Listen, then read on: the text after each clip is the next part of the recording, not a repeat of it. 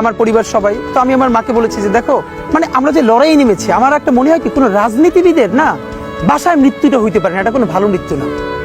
যিনি রাজনীতি করেন, যিনি লড়াই করেন, যিনি বিপ্লবী, যিনি সংগ্রামী, তার মৃত্যুটা হবে একটা সংগ্রামের মধ্য দিয়ে, একটা রাজপথে, একটা গ্লোরির মৃত্যু। আমি তো ভীষণভাবে প্রত্যাশা করি, আমি ছোটবেলা থেকে এই স্বপ্নটা দেখি, অনেক জায়গায় বলেছি যে একটা তুমুল মিছিল হচ্ছে অন্যায়ের বিরুদ্ধে, সেই মিছিলের সামনে আমি আছি, কোনো একটা বুলেট এসে আমার বুকটা হয়তো বিদ্ধ করে দিয়েছে, এবং সেই মিছিলে আমি হাসতে হাসতে আমি শহীদ হয়ে গেছি।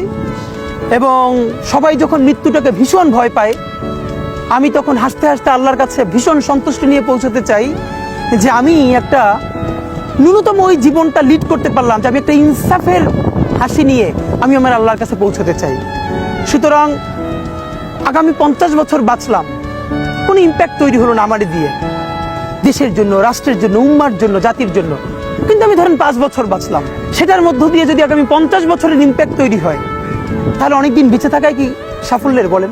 শহীদ প্রেসিডেন্ট জিয়াউর রহমান কয়টা দিন বেঁচেছেন, কিন্তু ভাবেন আজকে পর্যন্ত উনি আমার অনুপ্রেরণা।